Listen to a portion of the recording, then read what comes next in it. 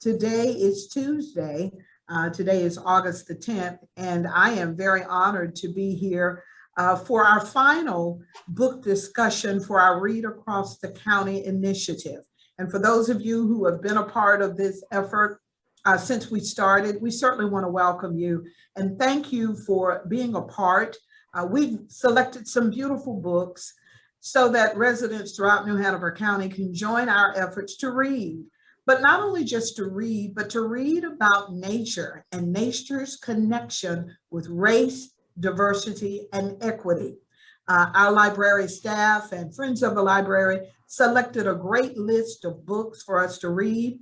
And so for the last several months, we've encouraged our residents, along with their families, to check out or to pick up one of these books and begin reading it as we share information about those books. Today, we culminate that effort by having a book discussion on the book, The Home Place, and the author is Drew Lanham.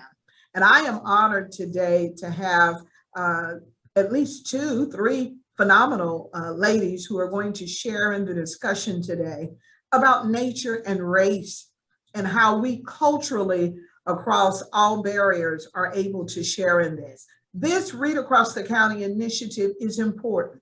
Your library and your Office of Diversity and Equity have joined together to encourage residents to read about our differences, and let's celebrate them.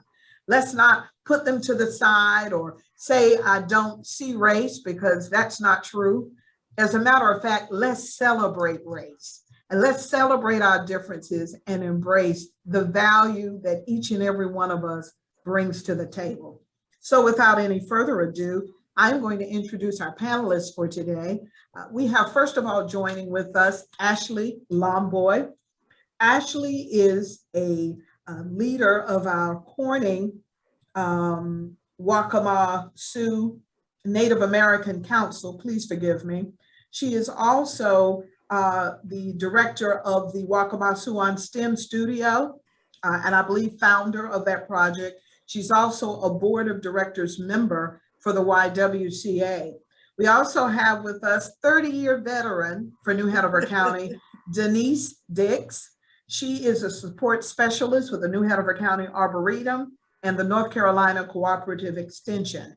And then we also have with us Sarah Rolls, who is a library assistant in our library system. I'm Linda Raleigh Thompson, your Chief Diversity and Equity Officer for New Hanover County. And so at this time, I'm going to pause and allow Sarah to kind of bring us up to date, talk about The Home Place and some other reference materials. Hi, thank you so much, Linda. All right, so like you said, we will be discussing The Home Place today by Drew Lanham. And in The Home Place, Dr. Lanham writes on his childhood growing up in Edgefield County, South Carolina, a place, in his words, easy to pass by on the way somewhere else. And his family there goes back generations, and he meditates on that family legacy, and he reflects on how his upbringing shaped his interest in wildlife biology and birding. And very important in The Home Place as well, as he discusses his experience as an African-American man, quite often being one of, if not the only African-American man in ornithology and in wildlife biology. And so I'm very excited to discuss that book today. And we also have some other recommended reads that kind of go along with The Home Place. So first here we have Braiding Sweetgrass by Robin Wall Kimmerer. And Robin Wall Kimmerer is a botanist who was trained to ask questions of nature with tools of science. And as a member of the citizen Potawatomi Nation, she embraces plants and animals as her oldest teachers. So she brings these two together to celebrate our reciprocal relationship with the natural world. Then there is The Unlikely Thru Hiker by Derek Lugo. And after his job is cut short and with a lot of free time, Derek, who is a New York City comedian, decides to hike the Appalachian Trail, even though he has never been hiking before. And in this book, he discusses his experience of feeling like an oddity on the Appalachian Trail when he was one of the only Black men that he saw there on the Appalachian Trail. There's also Black Faces, White Spaces by Carolyn Finney.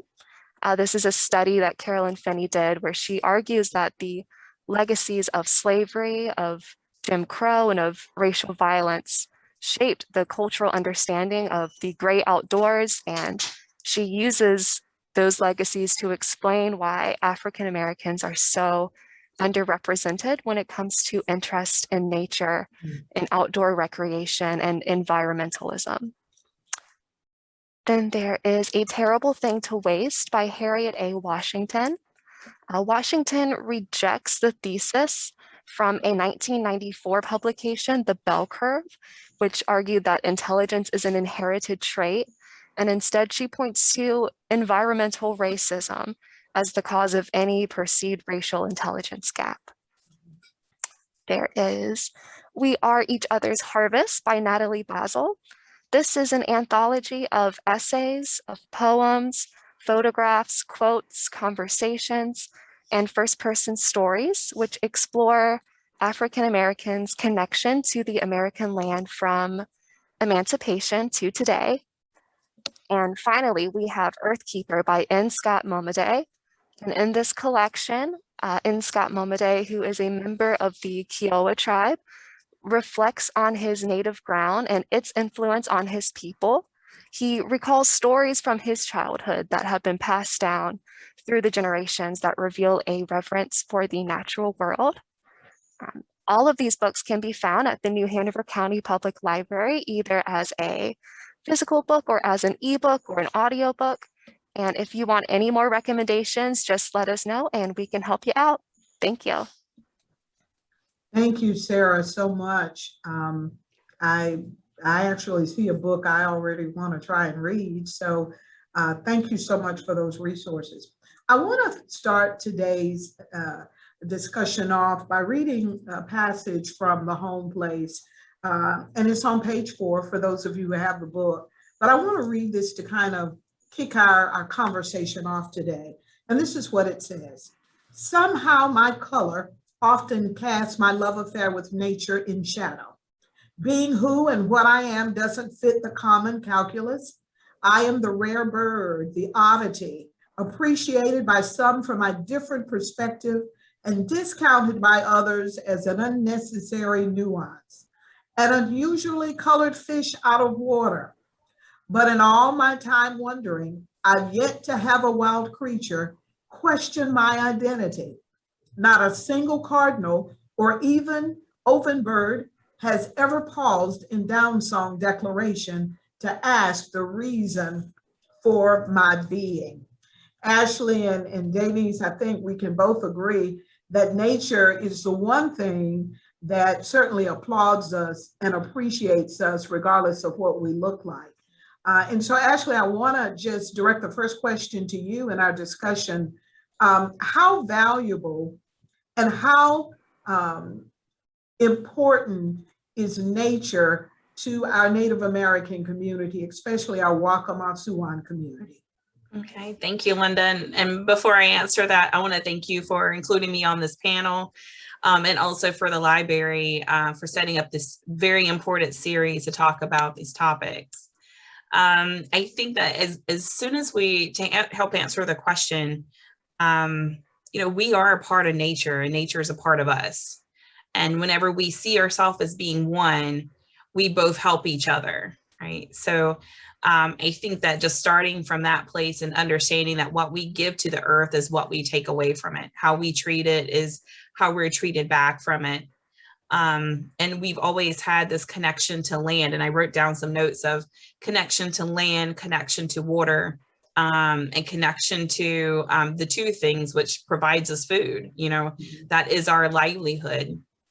And when I think about connection to our land, I think about, what it means today and then what it meant thousands of years ago may look a little bit different, right? As far as like what the land, needing to survive off the land.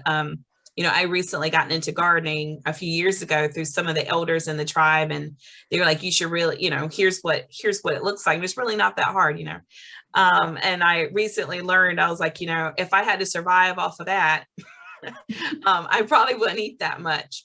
But, it's something that you accumulate over thousands of years. And it's amazing whenever you research, even I'll talk about corn.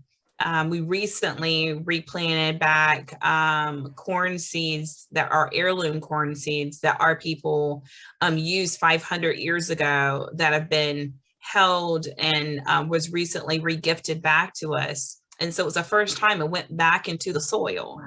Wow. And it was such an important, it was very moving to see that being just gifted back, something that our people had cultivated for thousands of years to grow in this area. And whenever you realize, I know that there's wind blowing behind me, but but whenever you realize that we train the corn to grow by the beach so that it can withstand the winds, and then it comes back up.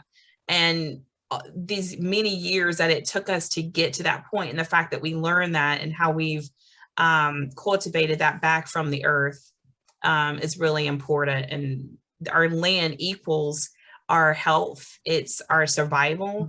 And there's medicines there that as you lose your land, you also lose those medicines.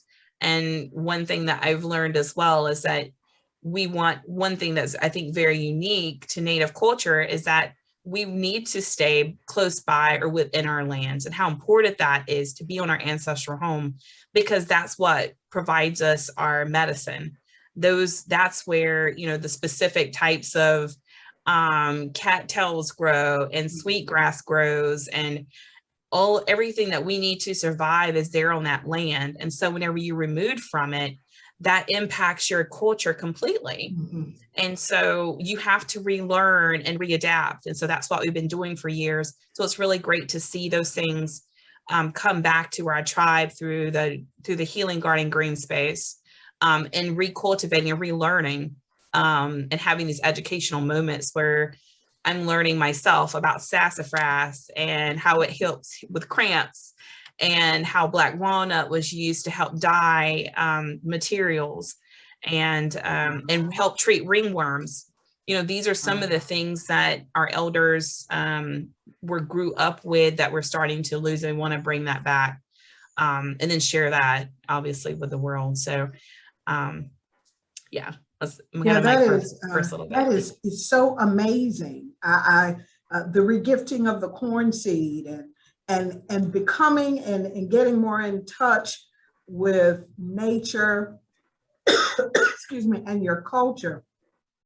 Danyce, I want to talk with you about, excuse me, how vital it is that our cultures understand our connection to the land.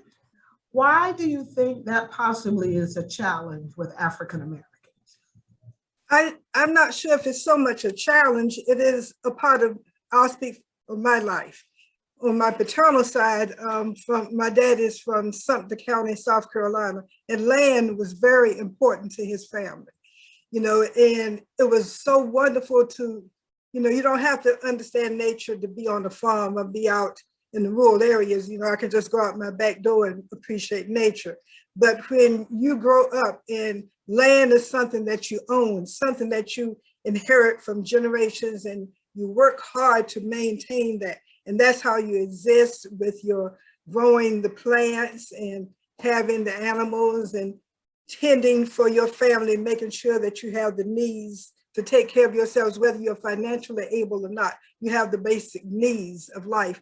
And then going out and just looking at the God-given beauty of nature. Even back to the Underground Railroad, how, they would look up through this, to the sky and see how to navigate from this place to another place by natural nature, stuff. That's something that we didn't do. This is something that was there for us to move us forward, to give us through this freedom. And the same now, I go out in the yard and I just sit back and look up in the skies and look at all this natural stuff that whether I do anything with it or not. It'll just be overgrown. It's still this nature, it's natural beauty. It's up to me to maintain it. But that natural beauty, that's something someone can't take away from you. That is something that is there, it has been there, and it hopefully will be there forever. You know, that's how I look at it. My family really put into me the value of land. You know, how you maintain it, how you keep it, and how you share it amongst, and keep it, not saying you shouldn't share with others, but you keep it with your family. You know, you help generation from generation to generation to move forward. That's something you can always fall back on to help you through life. I think that there is a disconnect somewhere within the generations to appreciate nature.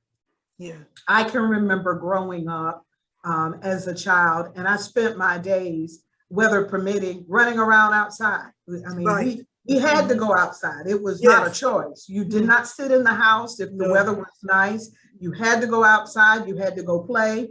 My parents raised us believing fresh air and activity were vital to a child's development. And so we had to find things to do, whether it was mud pies, whether it was eating berries that we weren't supposed to eat off the trees, whether it was eating plums from our neighbors' trees. I remember the fruit trees in our neighborhood. I remember eating pigs, getting sick. My mouth was blue. I remember all those things as a child. But as we fast forward today, and I look at our children today, my heart breaks because many of our young children do not understand how to go outside and play. I'm afraid that video games, television, a lot of all these technological devices have caused us to push our kids indoors. Wait a minute, because sometimes we don't want to go outdoors. But I had to teach my grandchildren how to play outdoors. Right. How do we get back as a society to teaching our young people how to engage on the land? Ashley, I know that you are working with the Wakaman Suan STEM studio. And you're doing research in that regard. How do we get our youth re-engaged through all cultures back into nature? Yeah, I think, so I come at that at two different angles, one from STEM Studio and then also from having two young boys who are 7 and 5. And, you know, how do you get them out there? I think, you know, the first thought that I have with regards to STEM Studio is teaching them to appreciate the outdoors and the fun that they can have. And like you said, I think it's about the parents re-engaging with the kids outdoors. One program that we did earlier this summer in partnership with North Carolina Fish and Wildlife was the community Yachuni Fish Camp, which Yachuni means fish in Wakan, which is our ancestral language we're bringing back to our people. And by doing that, we literally had 3 to 4 generations who would come and fish. And we were talking about different elements of fishing, cast and catch. And such a great positive feedback from the community and from the kids about, hey, you know, I used to fish, life's gotten in the way, it's gotten really busy, I don't have time to take my kid fishing, I don't have time to do these things, and thank you for creating this opportunity for me and my family to get together around something that we all can participate in. So I think that was one of the major things that we've done to help re-engage. And fishing is a part of life. It's a part of nature. It's a part of our survival. And it's very basic, if you will. You can do it at all different levels. So that's one of the ways that we've done that to try to re-engage back. I'll say for myself, as being a parent of 2 young boys and living in semi-city, what my family would call in Buckhead, you live in the city. I don't think it's quite the city, but you know, they don't have the freedom. I'm personally more concerned, right? There's predators, they can come grab them. I think there's also a safety element to it. Like, I don't feel comfortable where I live today to send my 2 kids outside and let them play freely like I did in the country. So I think it's also about like the placement of where you're at. We definitely go to Buckhead, and whenever we go there, they run wild. and they run around and they want to keep going back. Obviously, we go back pretty often. But whenever they're there, they run around and they play. And I'm totally comfortable with them doing that. So I think that placement is that as parents that do have kids that are in the inner city or close to, that don't have that element and not have that concern, you have to make a more concerted effort to take your kids out, go to the local parks. We have great parks. You have to spend that time with them, and not saying that it's not wanted, but that means you also have to make the time to do it. Yeah. Thank you so much for that. Danyce, as we continue the discussion on appreciating nature across all cultural boundaries, I look at and I begin to think about African Americans, how they possibly have viewed nature from a negative standpoint, that nature itself is good, but the placement that African Americans had during slavery, the grueling back-breaking work took away the pleasure of working in a field. The cruel, harsh treatment of women, children. I even think of migrant workers today. I think of so many people that have been forced, enslaved, in bondage to work the land. Therefore, any mention, especially to people in the African American culture, to going in the field brings a negative connotation with it. Therefore, people are reluctant. I'm not going in the field, it automatically gives the inference that we're slaves or that we're in bondage. Talk to me, Danyce, about how we can, or how we should be able to, or can we move away from that negative connotation from working in gardens? How that should be a pleasurable thing, not a negative thing, because the ground yields us beautiful resources and foods. How can we as a culture, as a community, take away the negative connotation to gardening and working in the fields? I think when the difference with me and my family is the fact that it's our land. When it is your land, then you understand and you appreciate. When you're working on someone else's property, you don't have that same appreciation. This is what you do for them. It's not always shared with you. But when you have your own, no matter how much you have, it is a blessing and it is a privilege that when you work out in that garden, when you work on your land, when you raise these animals, and you can look back and see the fruits of your labor and know that you're providing for your family and friends and whomever. It's just a wonderful, wonderful feeling because it is yours. And I think that's where the disconnect is. A lot of our families have lost their land and they don't know how to recover. And it's hard to get land now. Land is hard to come by. And so if you're blessed to be in a family, blessed to have land of your own, that is something that you need to hold on to. And it is, for me, it's a good feeling. When I go and visit my family, my family still has land. And when I go and see, it's just wonderful taking my niece and my sister and I, all our family just go down. And that's why family reunions are so important. So you can share the information with generations after generations so they can see where they have come from and look at the beautiful, land. That is wonderful. And trees, and some of it, tobacco, corn, everything, what you name it, you can do it. Fruits and vegetables, it's just a wonderful feeling to know when you walk out that this is mine. And when you got that this is mine feeling, then you're happy. But if you don't have it, it's hard for you to understand and appreciate it because it's not yours. And for those who have left the South and moved to the North, where they have lost a lot of stuff, and then the family that's left back, if they're too old and no one is maintaining, there's going to be more land that's lost. So we need to recapture that. If there's any inkling of land that's in your family, I strongly suggest you go back and grab hold of it as fast as you can and make use of it so you can share it with generations to come. Land is important. That's something that you will always have. And that's something you can always pass on. It's really key. And they're not making any more Right. land. No. No, they're not. And my what we family, have- they were very good with making sure we understood the value of land. Yeah. Actually, But- certainly our Native Americans understand the importance of land ownership. Talk to us about the value of that and how that makes you take pride in harvesting the land. Yeah, no, thank you, Linda. And I wanted to chime in there as well, because I wanted to kind of go back, step back to pre-colonization, where there was no land. The concept of land ownership was not there. It was not present.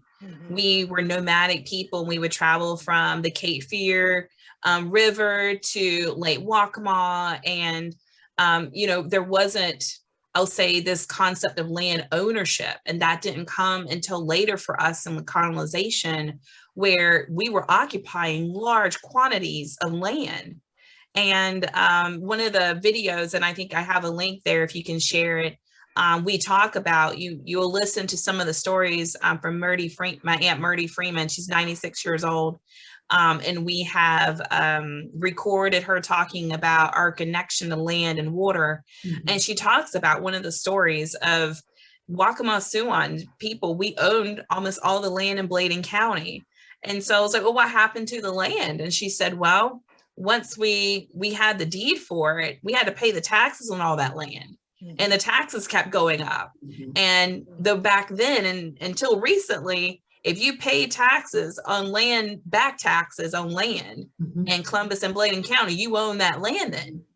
And so whenever you weren't able to pay the taxes on it because you weren't making the money on the land to pay all the inflated taxes, right? These large timber companies are coming in and were sucking up this tribal land that once we did learn that we needed to deed something, right? Because what would typically happen is we're occupying the land, we're cropping the land. Even in the green swamp, we would go there and crop land. And then all of a sudden someone comes up with a piece of paper. No, you don't own this. I do. Get off this land. And that happened multiple times. We couldn't read and write. Education was a struggle. And so you're applying something. We're like, we don't know what's going on here, but we do know that we're losing our land.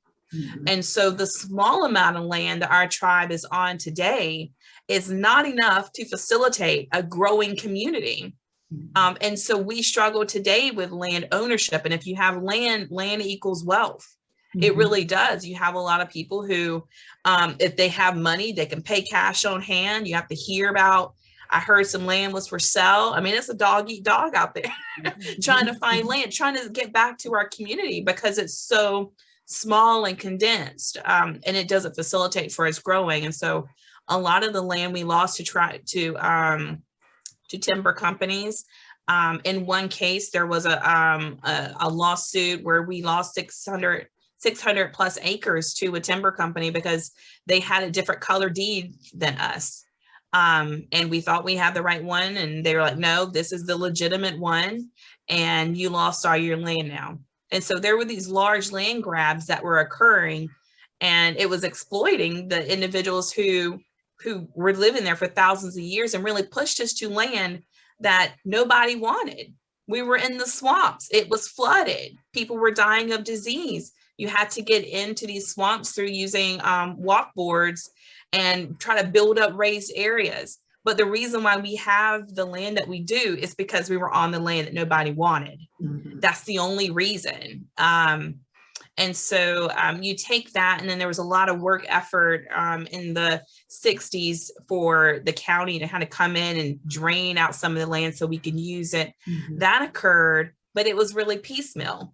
A lot of the drainage that was built in went nowhere.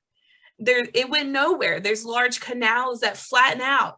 And then, and so right today, our land still floods and we continue to lose land. And you'll see that in the video and the passion from our elders about her losing her land. And when she says lose, meaning it's unusable land, it won't perk. You can't build a house on it. It floods. I can't crop on it. And so we have this continual still happening today. And it's circular and trying to get, environmental out there. Can we dig it out? We have beaver dams that are clogging up our the systems that were put in place. And so land is important. Land is important to our survival, not just by what it gives us, but also our livelihood is on that. And yeah, so anyway, trying to get a little fired up. But when you watch the video, you'll realize why I get fired up whenever you hear your 96-year-old aunt talk about losing land. And there's actually, I'll call attention to a national movement on native land, and it's called #LandBack. And it doesn't necessarily mean your own stolen land, give it back to me. What it means is give me access back to my land that our people grew up on. And so I encourage you to follow that. I'll put it into the chat here so you can learn more about that. But Lake Waccamaw is a prime example.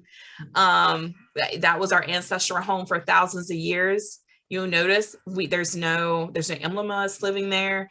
There's no Native people. There's no access for the tribe to access Lake Waccamaw. Many canoes have been found there over the years. We know that that's where our people were at.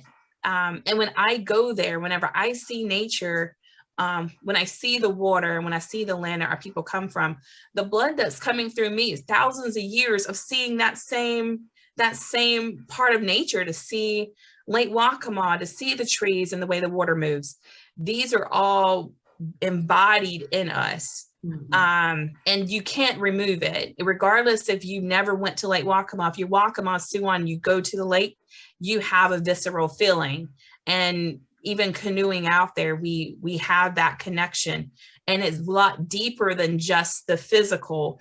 It's biological feeling. And so it hits us really different.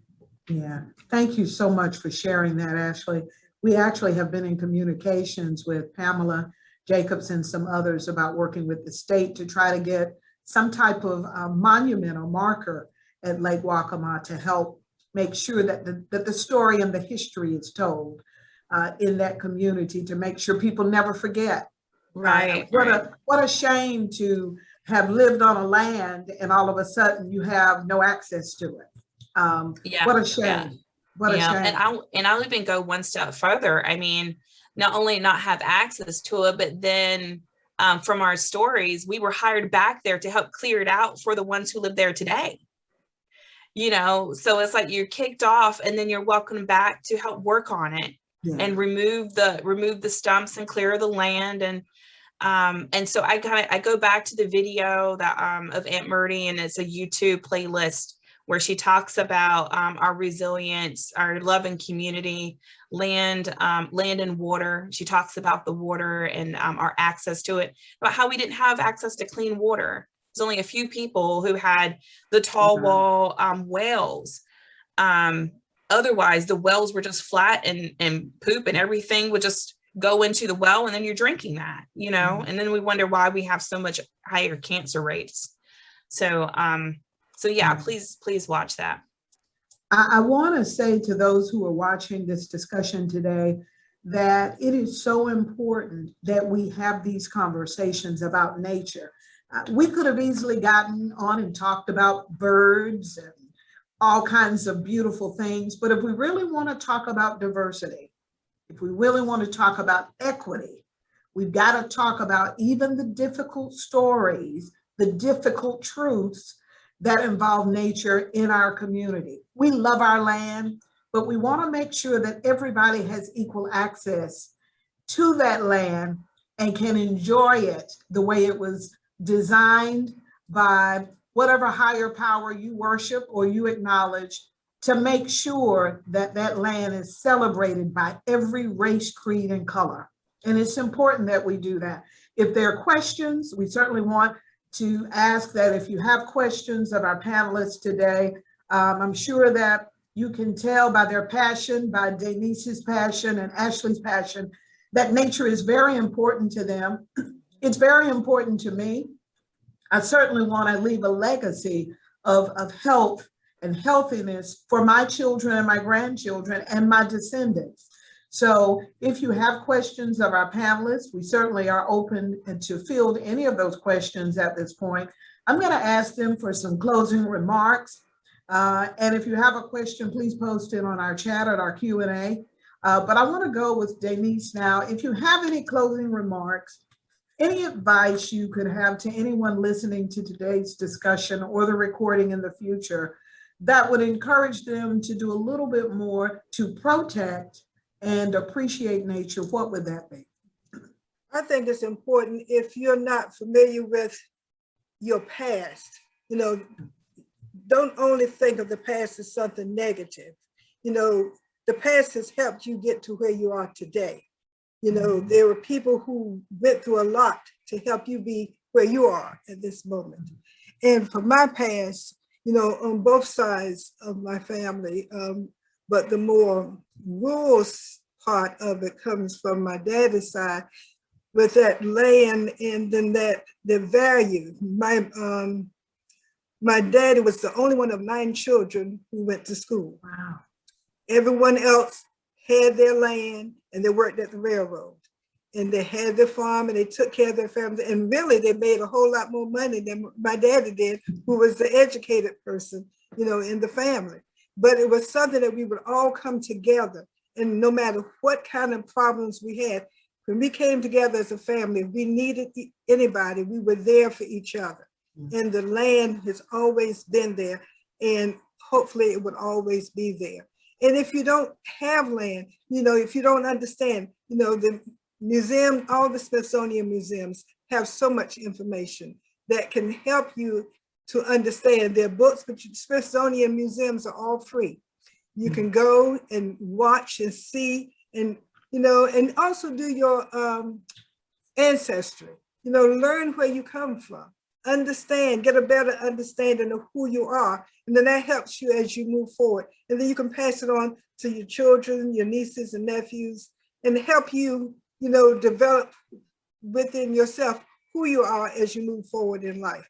I think that's one of the important things is that self-identity, so that you can proceed to help others. But you have to understand who you are before you can help somebody else. Thank you so much. Danyce, if people want to see you or visit you at work in your environment, your natural habitat, tell us where you're located. I'm located at the New Hanover County Cooperative Extension, located at the Arboretum.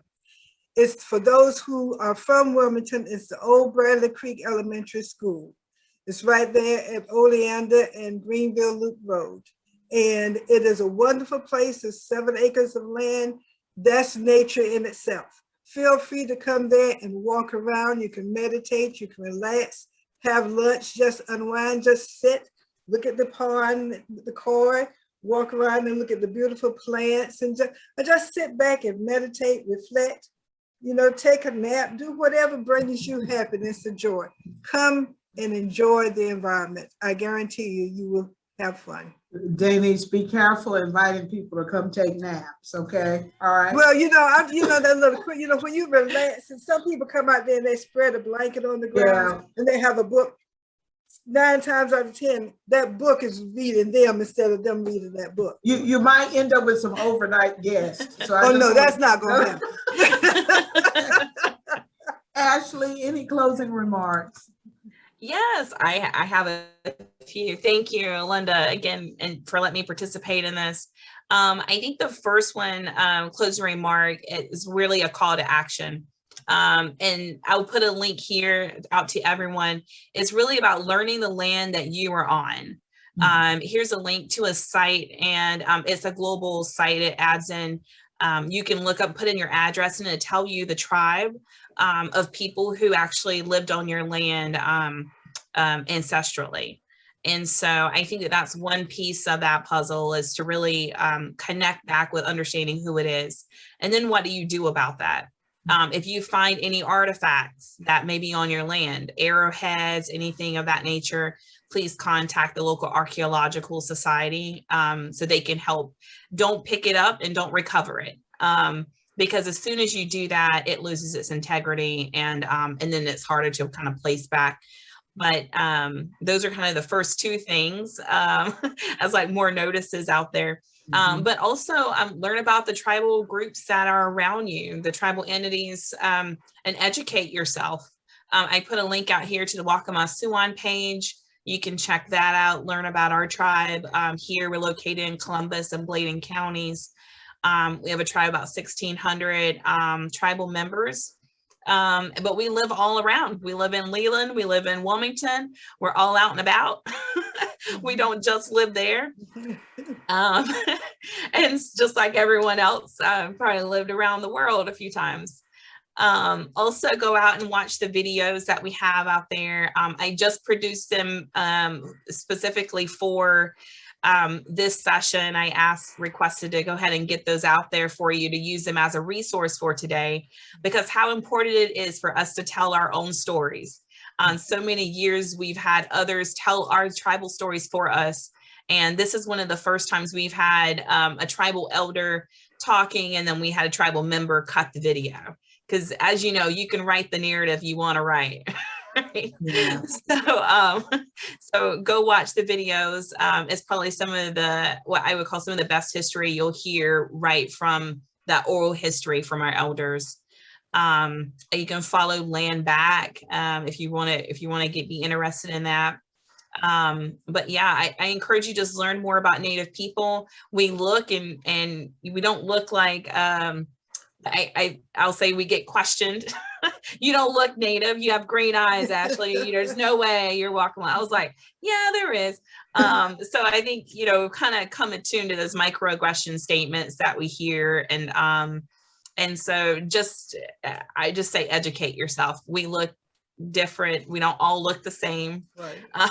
Like all other, that's right. Like all other nationalities. So, yeah. That's another part to it. And then, Halloween's kind of come up. I'm just going to add the plug here. I don't know if I get an opportunity later on, but you can appreciate our culture, but don't appropriate it. And appropriation looks like dressing like Native people. If you want to appreciate it, you can buy from Indigenous artists. I really encourage that.